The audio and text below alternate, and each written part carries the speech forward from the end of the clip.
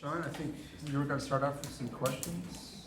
Let's see, which I think some of these questions have already been answered. One question is that, so for both of you guys, and this, like, were reverbs something that you were passionate about before you joined Lexicon, Alesis, or did it just, is that something that you got interested in, like, once you were on the job? And I know. Oh yeah, well, I personally I started off playing guitar and had an old Fender with a spring reverb in it, and if you very very mild, it has a little tiny splash of it. It actually sounds kind of nice, and if you kick it, it sounds like a space alien kind of shooting laser beams at you. So that was my first experience with reverbs, but. When I was my first audio gig I got was at a company, Quad 8 Westrex, and they made a digital reverb. What was the company again? Quad 8. Oh yeah, Quad 8 Westrex, and they made a very funny reverb that I guess some notoriety, but big, massive 3RU, weighed a ton, had a big linear supply in there, and a bunch of boards. Sold for about $5,000 or $4,000 or something, and I didn't work on that product at all. I was worked more on the big mixing consoles they had. But the thing that was neat about it is I thought it was fun to play with. I couldn't afford it, so I went out to Radio Shack. This must have been, I don't know, 83, 84, and they had a little reverb for like $49, and it used the Redicon SAD 1040, I think, a Bucket Brigade. Which was it had a sampler, but it wasn't quantized. You just basically would just shift all these charges down, and you would get a delay effect, and you can get up to a couple of 100 milliseconds, I think. And it was noisy as heck and low bandwidth, but it was fun to play with. So I mean, I've always been a audio gadget guy, and I've just loved. Plus, that was my experience with reverbs. And then, of course, I was a big Jeff Beck fan. I wanted to emulate Jeff Beck. And even bought a white Strat at one time. And, you look at Guitar Player magazine and you say, what's his gear? What does he play? And he played like a TS9 and a Digitech digital reverb, digital delay. So, of course, I went out and bought it. And, I still have them, but I don't sound anything like Jeff Beck. But, so that was that. And then, over the years, I've a lot of effects, a lot of various effects. It's kind of an addiction. You got to be careful.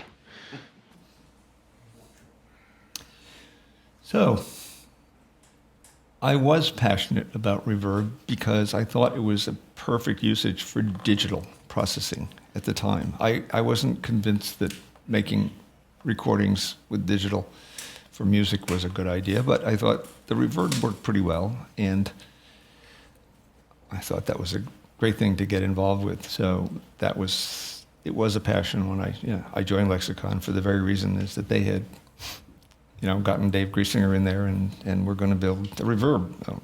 And it remained my passion throughout my time at Lexicon.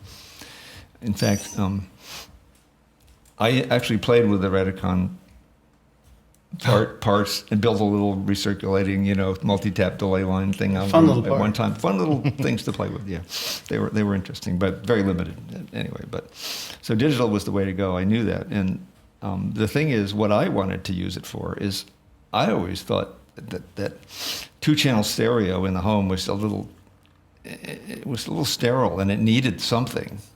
Okay, and that's where I thought I could see reverb going. I said something to augment. Home listening, if we could do it properly, and just in some way augment the room, increase the effective size of the room. One of the things I did play with was at the time I had a living room which was quite long, 26 feet long, and I think I had Dayton Wright electrostatics at one end of it, and on the other end of the room were two windows that faced out on an enclosed porch. So I put a couple of Bozak woofers in the windows in panels, okay, and then I drove them from the delay so that they'd be a delayed replica of the, but just the base of the front channels. And I have to say, it really increased the involvement in the room. The room really seemed to get bigger and so on, because these speakers were, sort of taking that wave and then going and sort of letting the room make the room get bigger. So I really thought there was something to be said with, using digital delay and reverb to enhance the listening experience. But so in fact, I actually, at the end, we actually took it there. Just as I was leaving Lexicon, we did the CP1 processor. And this was my last push with Lexicon. I wanted to get them into the home theater market. And they went kicking and screaming into that market, believe me. I said, you got to come in under $1,000, okay? But I said, the market is growing like mad. I said, you'll easily, sell tens of thousands of these things, in a short time. They wouldn't believe it. They just wouldn't believe it. They wouldn't believe it. But we did this CB1. We did a custom chip for this. Dave did some processing. In the early stages, when we were playing around with it, the one thing that he did that was pretty impressive is he did the Dolby Pro Logic in digital. And we were always wondering, well, how's that going to go? Because you have to send this to approval. So we sent the unit to Dolby, and they said, well, this is the best implementation we've ever heard of Pro Logic. It really worked. And we had a couple of favorite things we used for testing it. And one of them was Top Gun on a laser disc, and that had great surround effects. The planes would fly over you, and boy, with the Lexicon, it would just like that right over the top of you, and there was no ambiguity about where the planes were flying. It was really good. So I thought that was one of the great things we did. But unfortunately, I left Lexicon because I could not convince them that there was a real market in home theater and that they should get into it. They were like pro people, and they wanted to do, digital recording, the RD1 and the stuff that came from that. They went and spent 10 years on Opus, $10 million, all down the drain because, well, we did it anyway. That's another story. That's a whole different story. But so the CP1, was that kind of like, was it that direction that led to Lexicon being acquired by Harman? I think eventually, yes, because Lexicon did get that. This was their bridge into the consumer market. But I think Harman would have acquired anyway. They were in the 90s, in the end of the 90s, they were getting pretty desperate for cash. They were not making any money. Opus was losing money. There were other people that were better equipped to do digital consoles, like Yamaha and those guys who had lots of money to throw at it and didn't care about the return for the next 20 years. Lexicon couldn't afford that. Anyway, I will pass. This is the literature for the 224, the PCM60, the 480L, and the CP1. I'll just pass it around in case anybody wants to look to see. That's what we put out at the time. Huh? Yeah, I like them all back. Anyway, so yes, I was passionate about reverb, and I remain passionate about it, especially when they did the CP1. I thought that was really an important direction to take digital signal processing. I guess this would be a good time to lead to the next question. It's like, well, one question is that talking about the early days, something that both Barry Blesser was the main algorithm designer behind the EMT 250. Right. And both him and Griesinger have said something interesting is that they both found these articles by Manfred Schroeder. And Manfred Schroeder was this brilliant scientist. I think he worked at Bell Labs. He created, in 1961, 1962, published these papers that laid basically the foundations for digital reverbs, like the building blocks, all pass delays and comb delays. And both Blesser and Griesinger ended up because, really back then, in order to hear this, you had to have a mainframe computer. And when Schroeder was doing this, he would process it all night in a mainframe computer, then put it onto the data tape and drive that 30 miles to where there was the one digital audio analog converter. And so to him, it sounded good. And then it was interesting that both Griesinger and Blesser built these boxes, okay, we want to build something that can do reverb processing in real time. And they built it, and then they implemented the Schroeder, and they're like, this isn't that good. And then they end up creating algorithms that sounded better. So I guess my question is, how much was the state of the art pushed forward by and dictated by the hardware design? How much of it was were there limitations, or was it also just basically that's kind of a vague question, but how much of the hardware design was driven by the sound, and how much of the sound was driven by the hardware? How's that vague? Oh yeah. Well, initially, Go. Yeah, initially, my challenges have always been with maximizing performance or maximizing reliability, all these things that go kind of the unsung hero stuff.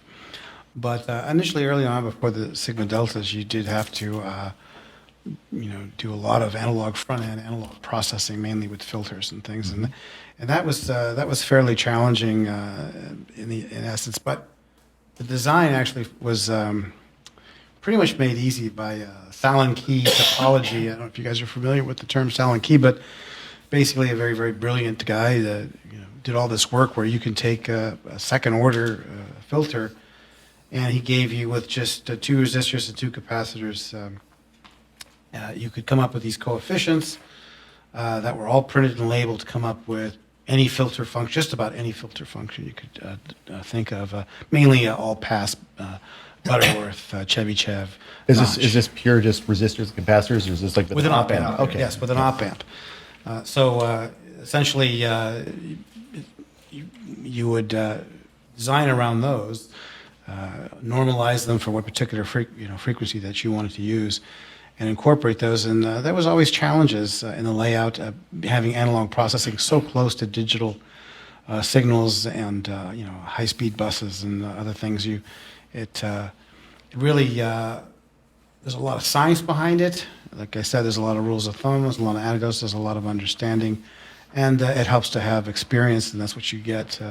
Don't be afraid to make mistakes. You're going to make mistakes. Usually you have a few iterations of board res before you can nail it, really get every last dB out of it. But that was from my perspective, that was challenging early on, putting all that analog and digital and everything on one board, having power supply issues, and separating trying to keep at least separated your digital and analog processing circuits as much as possible, which is difficult to do in a mixed signal because it's a little bit of both. Comment on the Salon and Key. I struggled with that for years because we were doing, ninth order filters, and the Salon and Key would never come out with really nice flat response. I don't know why it bothered me. Probably didn't matter for the reverb, as it turned out, but I was just bugged by the fact that we'd end up with 1 or 2 dB ripples in production, at the high frequencies. And later I learned out the reason was, of course, is the op amps just weren't fast enough for that bandwidth. I mean, the op amp of choice in those days was the 741, and then later on the 5534, which was a bit better. All right, but still they had limited bandwidth, and that affected the filter tuning. And so one of the filters I played with the FDNR, the elliptical type filters using op amps, and those were much better because, like real LC filters, the sections actually talked back and forth to each other, and it kind of balanced out. So you could be a little sloppier on component tolerance and still end up with a pretty nice flat frequency response. So I did that. I even played with a thing called a Lerner filter, which is a phase linear filter. That was interesting. I never put anything in production, but I did play with it. And that was quite interesting, that you could do a linear phase filter. It was a form of an all-pass network. So, What is this Salon and Key you're talking about? Or whatever. Salon and Key is actually a kind of I'd hate to say cookbook, but it is kind of a cookbook approach to where you have a very specific topology where you have an op amp, you have 2 capacitors and 2 resistors, and they're just, you look at the topology and they're fed back in a certain way, and 2 R's and 2 C's, and what you do is with this topology, you take a choice of what kind of filter do you want. So you have a choice between a Butterworth, which is a flat, critically damped flat bandpass, but not very extremely good roll-off, and then you have a Chebyshev that has ripple in the passband, but much sharper roll-off, and then you have a Bessel or an all-pass, a Bessel function or linear phase that is very nice for audio qualities, but again, the roll-off isn't as tight as even the Butterworth. And you can make them high-pass or low-pass, and you can make notch filters, and you can make any order, yeah. Yeah, any order you want. Second, third, fourth, whatever. Now, so before that, if you want to sit there and work out these second-order polynomials, kind of transfer functions, you can. You can sit there, you can punch them out. The math is it's a little arduous at times, but what this did was it took, you didn't have to solve, which is certainly doable. in those days with pencil and paper you had to do it, but transfer function, you have second order polynomials and a numerator and denominator, and even then the math, you get used to it. You can look at them and you can tell just by looking at it, is that a high pass, is that a low pass, is that a band pass, is that a notch, whatever. And incidentally, the roots that you find, are they real, are they complex or whatever, you can do what they call a bilateral transform and go into the a Z transform and actually transfer all that information from the analog world into the digital world, come up with coefficients for your multiply accumulators in your digital hardware. So they're very kind of synonymous in a way. But what the Salon key did was it provided you just a bunch of numbers, capacitors, resistors. You normalize to 1 radian per second, so you put your frequency cutoff choice if you want, 1 kilohertz, 10 kilohertz, 20 kilohertz. And then you multiply and divide your capacitors and resistor numbers that they give you, and then come up with the capacitor and resistor values. Was that a book or a chart?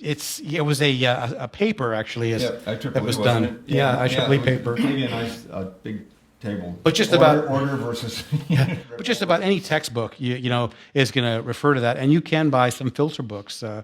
I own a couple of them actually, where you open it up, it's just page after page of numbers. Yeah. Was it AES paper or IEEE paper? IEEE. No, it was IEEE. And then there was Vera, was the book I had, the big book. But Yeah, it's all kinds of filters, tables. Page after tables, page after tables, page. Tables of filters. And, Just plug in the numbers. and it's usually and they're usually ratios, and you're usually better off standardizing on a ratio with capacitors like 2 to 1, 3 to 1. You got your 0.22 and 0.33 and 0.47. Here's your basic, and then you use 1% resistors, and you could sit there and so you put in that, you punch the numbers, and you come out with resistor values, and then you get to within the closest you possibly can, and they really work. I mean, it makes it much easier. In fact, other than some simple hand calculator type multiplications and divisions, there's really no math involved. Were the capacitors high enough precision to be able to work with that? Well, capacitors are a funny thing, very funny thing, and they're used for all kinds of different applications.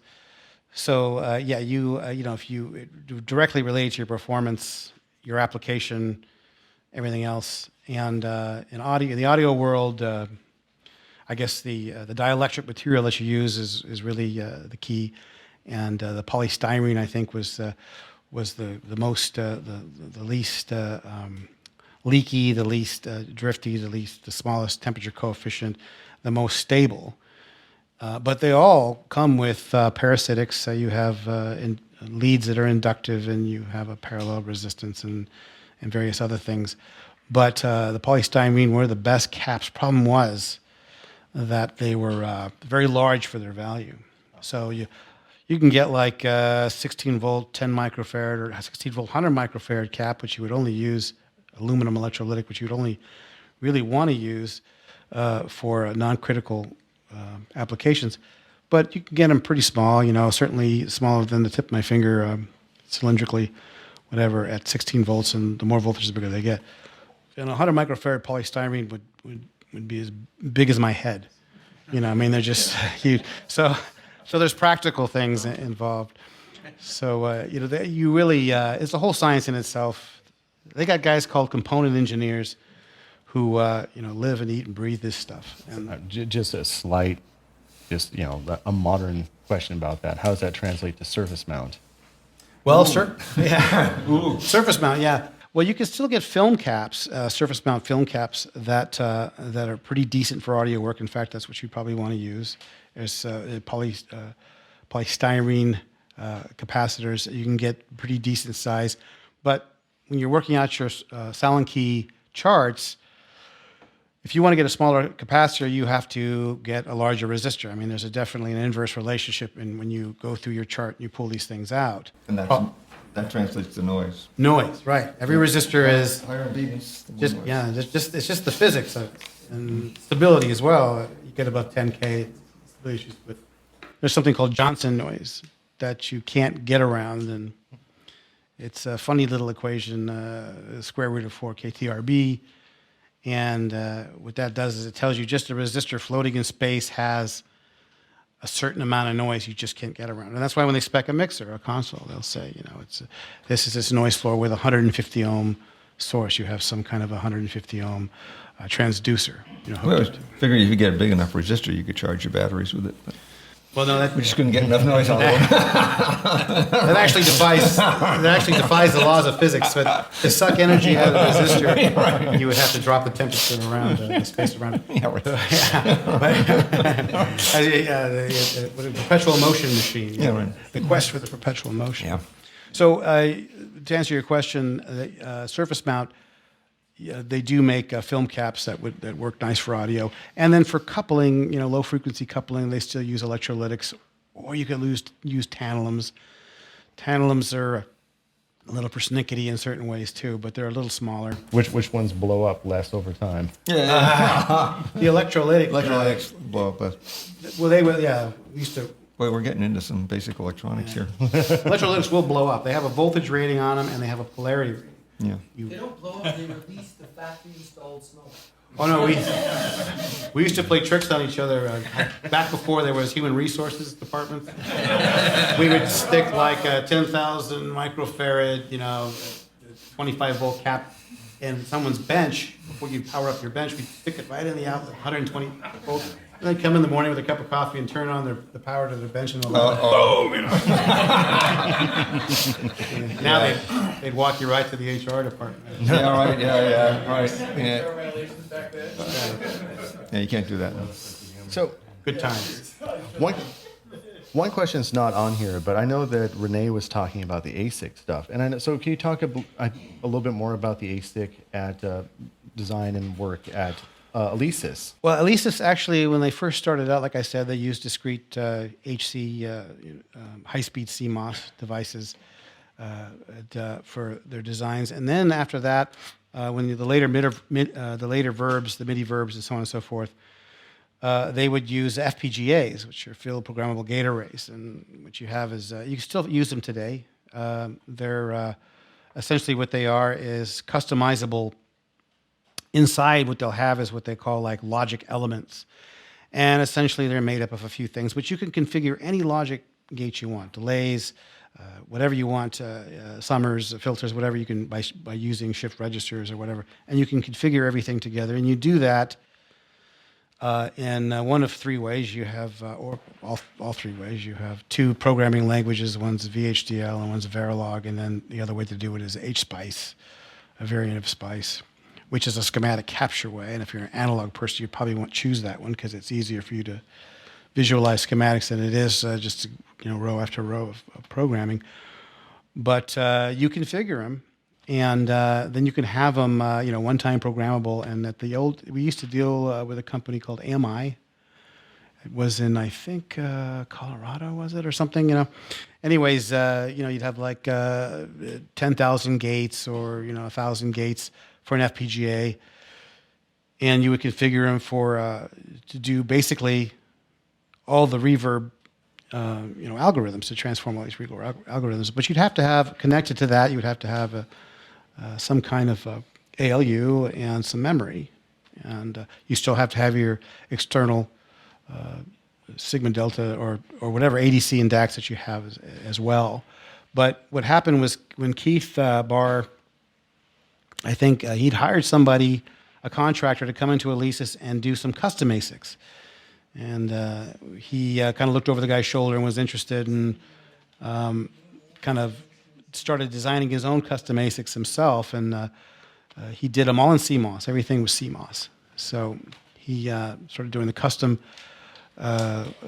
digital logic elements, and then he started using NMOS, which is basically, CMOS refers to complementary symmetry, so you have both P and NMOS, which refers to the type of material you have in the devices. But PMOS is slower than NMOS, so he would design amplifiers and analog type devices using strictly NMOS. But then the logic elements, he would use CMOS.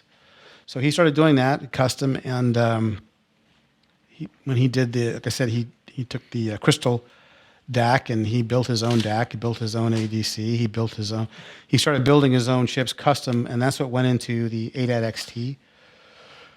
Were very custom devices. He had a phase lock loop circuit and DACs and ADCs and everything inside, and basically got more and more integrated.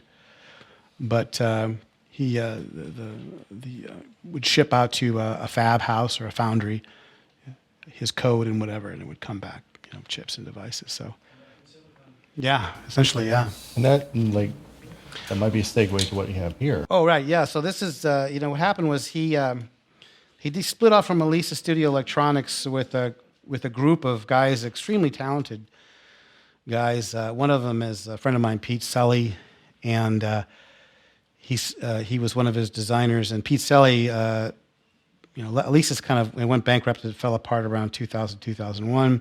Pete Sully left, I think, in '99. He went to Line 6 for a while, and then he, along with a few other guys... CELI. Is that Yes. Oh, yeah, okay. Yeah. He started, originally it was called Damage Control, and then they changed the name to Strymon. Yeah. And then he started he now has a company, he's one of the co-founders of Strymon, and they make some really, really nice reverb and effects boxes specifically for guitar. You can go online, look up Strymon, and you see all kinds of videos where he's showing.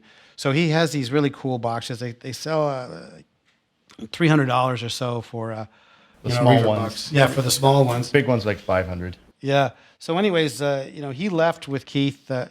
He's worked with Keith at Alesis Semiconductor, and he kind of learned a lot about ASICs. And then eventually, what they did, the group of guys that worked with Keith, Alesis Semiconductor, they changed the name to to Spin, and they came up with this little chip on here. I got this eval board. And this little chip right here basically is, it contains the DSP, which, the ALU and all that. And it contains the DACs and the ADCs. It contains all the memory that you need, and everything in one chip. So it just evolved. So if you think about the XT1000 that came out in '85, it eventually all that evolved onto one chip this size. And I don't know, Chuck, do you use those? You use the Spin semiconductor. It's used a lot in amplifiers. It's used in some, small, Project Studio mixers. Stomp boxes, a fair number use them. Stomp boxes use them. It's pretty cool. I passed the book around that basically gives you. It has this very simple, kind of cryptic assembly language where you can program any kind of effects you could possibly dream of. And then it comes with some preset ones that you can play with. And this with a little mixer and a pair of headphones and a laptop. It's got a USB interface, and the IDE they send you with basically is free. You can download it. You can just go crazy with all kinds of cool effects, and I kind of I'm a guitar player, so I kind of like doing that. I like generating stereo effects with a mono input and doing a lot of cool stuff. Just out of curiosity, what kind of memory does it have? Oh, I forget the exact. It's 32K words of delay memory, but that's like this weird. I think it's like a 14-bit data format, but it's got enough memory on chip to store. Well, I guess a program at a time, but you load in each program is 128 instructions. So the question was, how much memory does it have? I guess to put it another way, does it have delay memory, or do you have to use this? It's got the 32K words of memory is delay memory, and it's very similar because Rene was talking about. I think is it the MMU with the memory management unit. Yeah. A lot of these reverb devices would do something. Is basically what it is that when you have a delay line, that's something it explains. Like a delay line is basically simply a signal comes in, it comes out X amount of time later. And you had mentioned the bucket brigade delays, where it's okay, you record something in a sample, next clock cycle, it gets passed to the next bucket, next bucket, next bucket. That's kind of the shift register way. But in the programming world, in these algorithms worlds, usually you have a read pointer, a write pointer, and a read pointer. And it's they just kind of what you do is you just have the memory itself stays in the same place, and you just increment those pointers around each other in this circular buffer. And it's like when you get to the end of it, you have to wrap it around.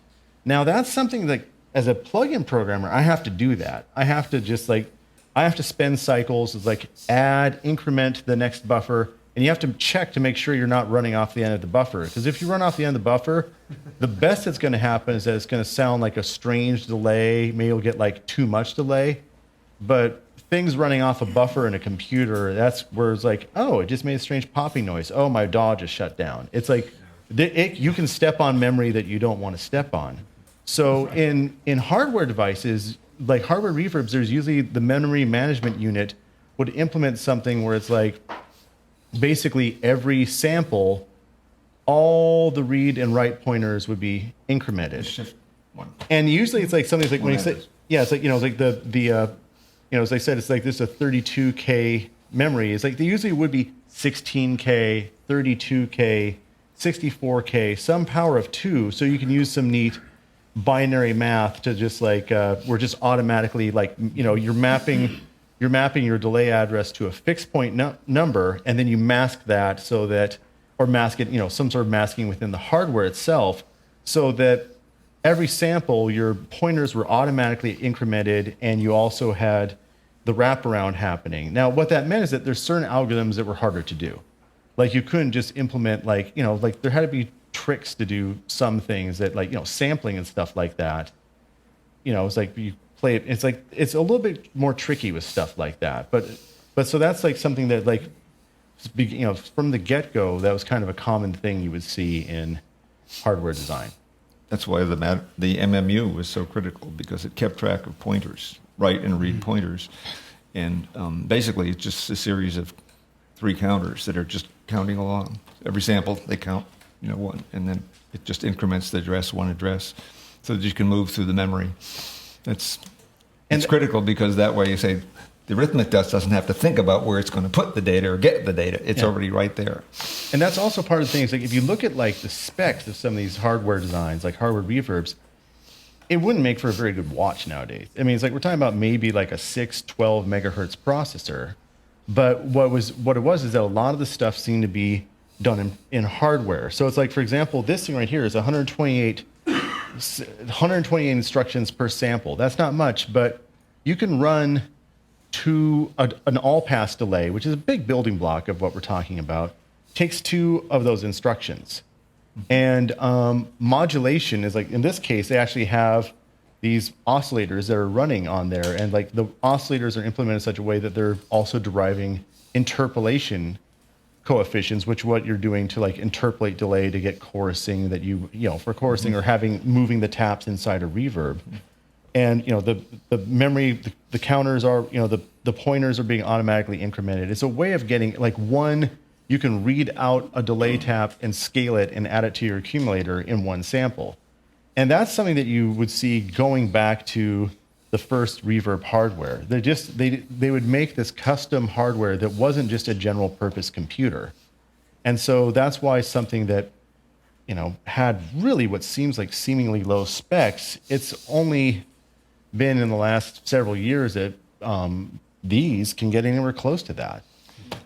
Dave, one of the things that Dave summarized in his 1989 paper, as he said, is that as of the state of the art in 1989, it's still the best bang for the buck, cost to performance ratio, is done with dedicated processors, such as Lexicon uses. There weren't any DSPs that could come near it for the price. It's just.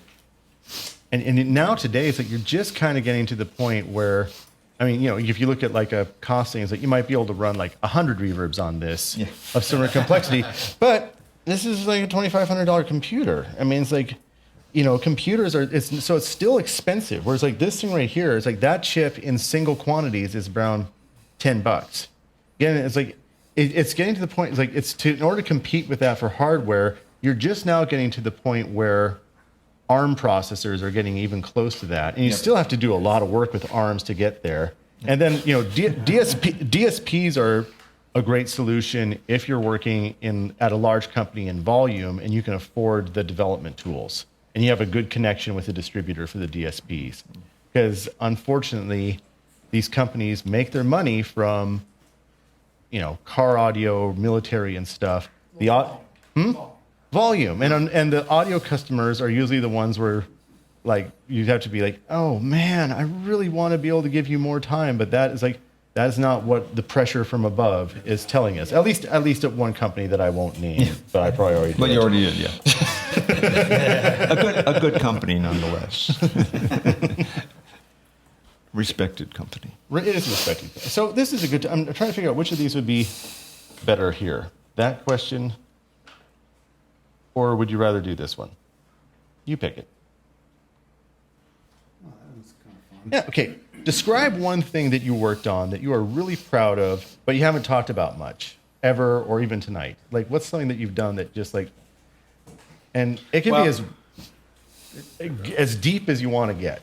Well, it's not very deep at all. In fact, I saw that question and it brought to mind something I hadn't thought about for a while. But when I worked, for a while, I worked at Fender Musical Instruments. I don't know if you guys know the history of Fender. They started off with Leo Fender, then they were bought by CBS, and then a group of investors bought the name. I think they sold the name in '85. The name was sold to a group of investors that just wanted to use the name and make Japanese guitars, and which weren't bad. And just stick Fender on them and sell them at Guitar Center kind of thing, and everything was going to be offshored. But then the people were saying they really like Fender, and a lot of the blues players and various musicians were kind of saying we want some kind of custom this or that. So the powers that be decided, well, we'll open up a custom shop. And we'll start making custom guitars. We'll get these luthiers, these guitar guys together, and we'll make we'll take a loss on it, but we'll just do it for PR. And so they needed a guy that knew electronics, and when I was a kid, I started off doing Craig Anderton type of guitar player magazine. Used to have every month they used to have some kind of effects, and would build those things. I still have the first fuzz box I ever made, using a 741. And, so I thought, this would be the perfect gig. And I had an in. I knew somebody that worked there, and I went and applied. And so I got the job working in the custom shop. And it seemed like, hey, this is the dream job. This is where I'm going to be the rest of my life. But the thing is, it was in Corona, California, and it was mainly a wood shop and a factory. So they started making American guitar. They made the American Standard, and it was made in the very late '80s. That's when I started working there. So they had this, wood shop and paint booths and all this stuff. And it turns out that I was the only guy that knew electronics. They had another facility in Brea that they did the amplifiers, and that was about 45-minute drive away. So whenever something would go wrong, whenever there was something electrical, they would call me to do something, and so I'd go like, the power's out in the main, this and that. And you're an electrical guy, go figure. I'm like, I don't know what the hell. Surprised I didn't get killed. I almost got killed on 483 phase, monkeying around with that stuff. But for a while there, the cool thing, about 50% of the job was working in the custom shop with the incredible luthiers. And I got to meet some very talented musicians. And one of the guys I met was this guy, Jerry Donahue, was a Telecaster player for the Helicasters. I guess pretty popular back in the early 90s. And he had the reputation of being real persnickety, real meticulous, real hard to please. And he wanted to get a Strat sound from a Telecaster. And I don't know if you're familiar with the Stratocaster sounds and the Telecaster sounds, but they're very different. He wanted to get it, but he didn't want to put another pickup. He didn't want to route out his Tele and put a middle pickup in there. And he basically wanted somebody to solve this problem for him. And people were saying, no, it can't be done. And my boss told me, he goes, I told him, well, I want to work on this with this guy. He's great, and he goes, no, you're not. I didn't hire you to placate this guy. If you want to work on it, work on your own time. So I used to go to his house on the weekends and sit there and work with him. And I trying to figure out all this stuff, wiring up capacitors in series and trying to get some kind of a phasing difference, that you would get from a Stratocaster. That kind of if you're familiar with a Strat, you have 3 pickups. You want to get that neck and middle pickup kind of scooped out, kind of tone, a very cool sounding tone. And I said, well, maybe do that with capacitors and change the phase and so on and so forth. And quite by accident, I ended up wiring the two pickups. The Tele only has two pickups. I wired them out of phase, but he had a Strat pickup. We put a Strat pickup here and then the big bridge pickup. I accidentally wired them out of phase when I kept on trying different values of caps. And what that did was I put it 180 degrees out of phase, which would sound horrible in normal conditions, but then I had the series cap, and it kind of brought it back in. And I remember when I was working on that configuration, I used a multi-pole switch. They have a 2-pole switch. I was using a 4-pole switch. And I would work on it, give him the guitar, and he'd play it and back and forth. But I remember I accidentally wired it up wrong, gave it to him, and he played it. He jumped up and goes, "That's it. This is the sound I've been looking for." And I'm like, "Well, what did I do? What'd I do?" So I went and looked, and I realized, and I said, "Wow, this is what I did." So I, with my paper, I wrote up a schematic and so on. Basically just hand drew a schematic and told him about. Immediately understood, once I looked at it, that what I had done was do some clever little phasing, and just happened by chance to get the right break frequencies, and it really got a nice tone. And that was really, I guess, kind of a highlight for me. And the funny thing is, it was a passive. It had nothing to do with any active circuitry or anything. It was totally passive, but it was a very musical kind of thing, and it really helped this Jerry Donahue's career out. You can now find the Jerry Donahue Tele. It's a signature series Tele, and it has those electronics. Out of phase? Yeah. Well, not completely. There's a lead lag kind of thing with the capacitor. The inductors and the pickups are very inductive, so it was just kind of this second order thing, kind of not very magical. It was a mistake that I was able to analyze after I had done it and understand what happened. But I guess that was a big time thing that I really enjoyed doing, and it was a totally passive unit. That's cool. Mm-hmm.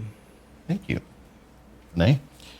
Yeah, well, if I haven't talked about it much, I probably don't remember it anymore, because one of the things with getting older is if you don't refresh the memory up here, it goes away.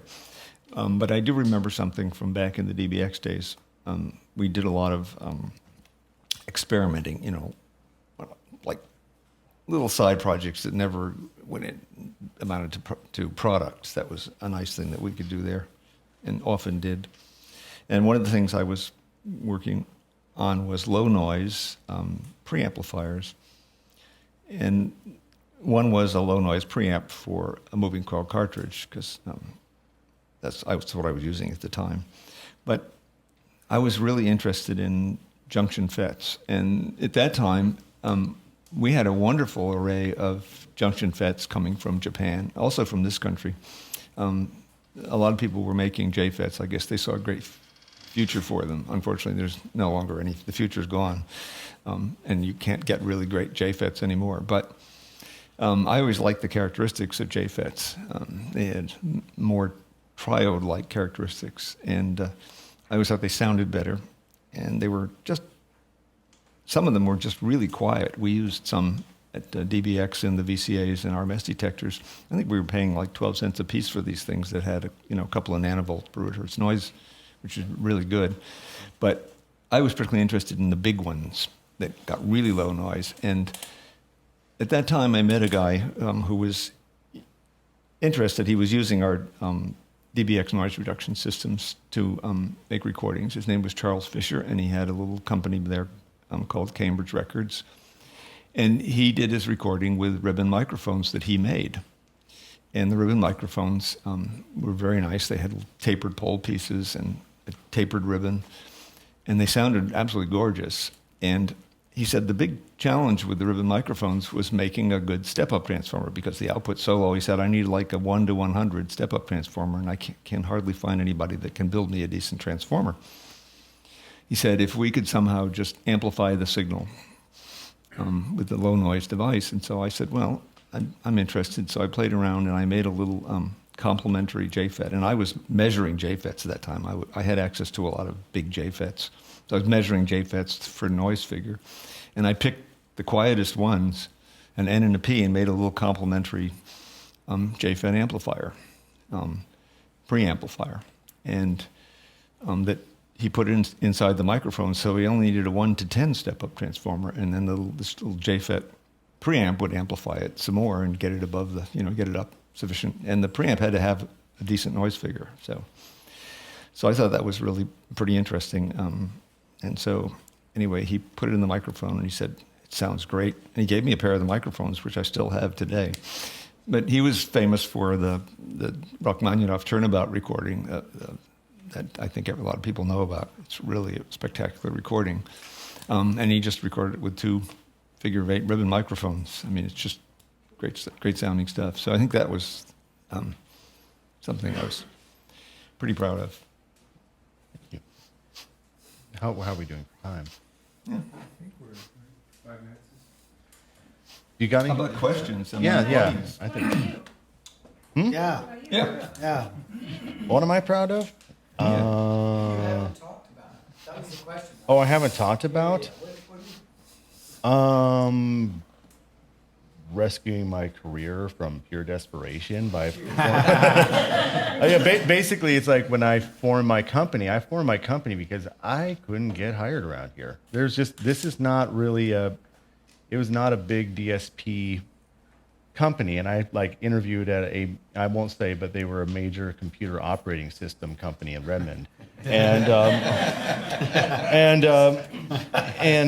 I was able, I had the thing where it's like, hey, you get to go home early, so I just which meant you're done, and so I basically I started my company because I had nothing else.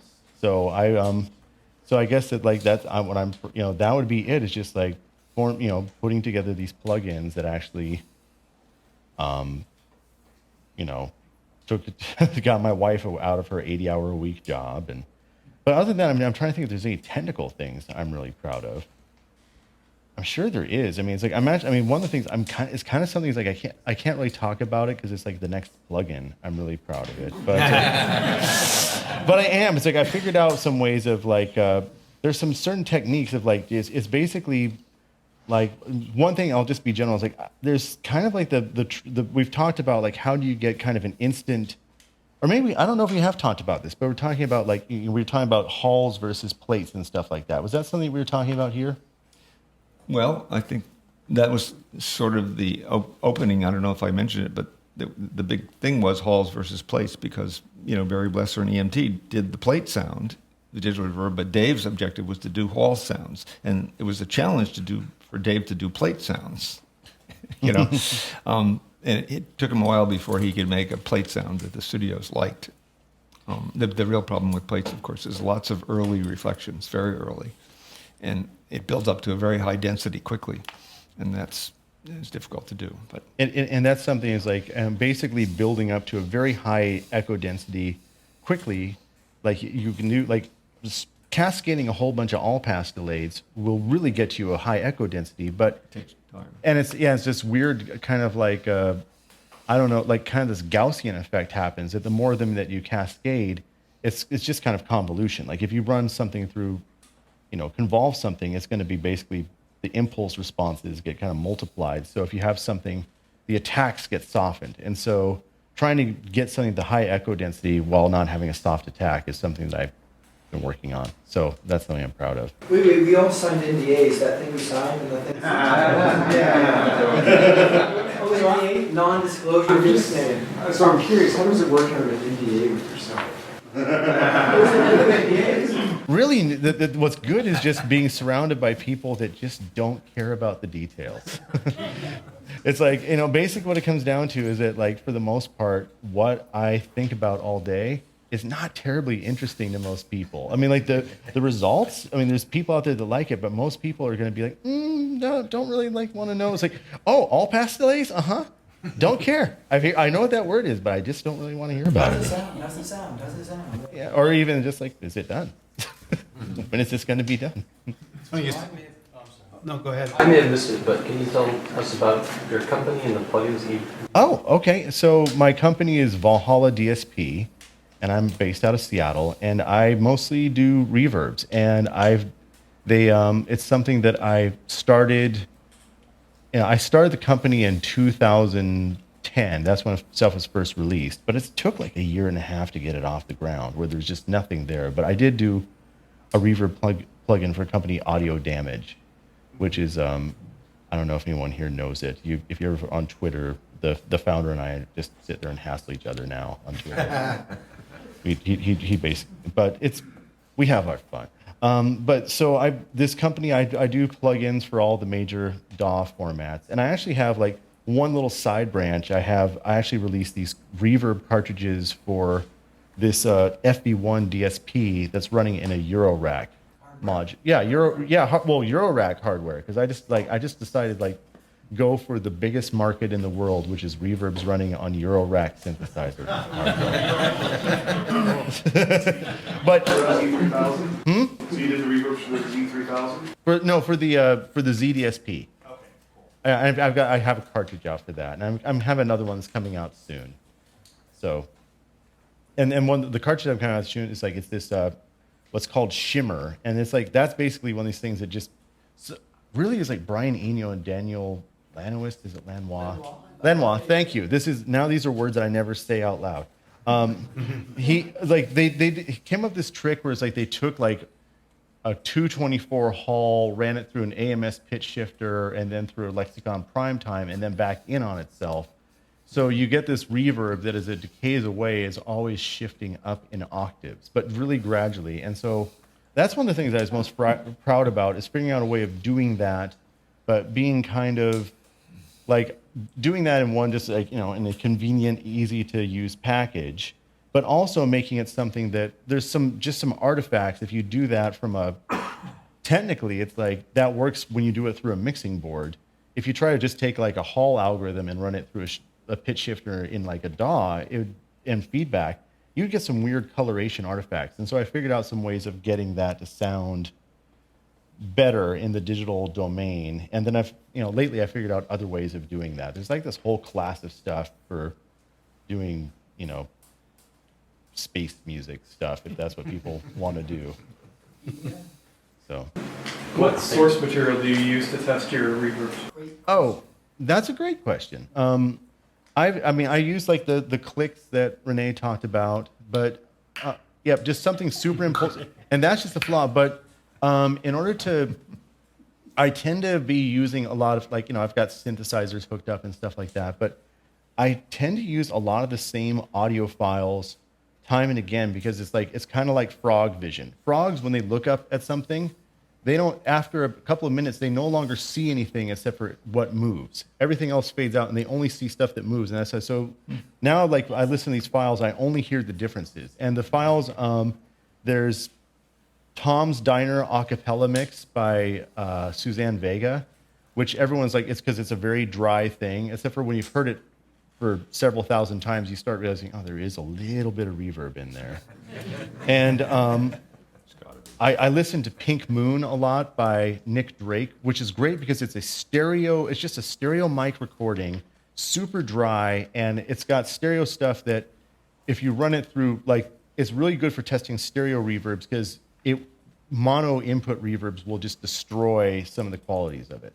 So it's an easy way to kind of determine what your balance is. And then other than that, and I do that in the testing, and then when I'm doing kind of the final testing, I go over to this guy, Don Gunn's studio, which is really well tuned, and he's got material that we run through it, and and then send it out to beta testers, and they tell me that it's crashing. And then fix that. So. Okay, well, I think that is a good stopping point.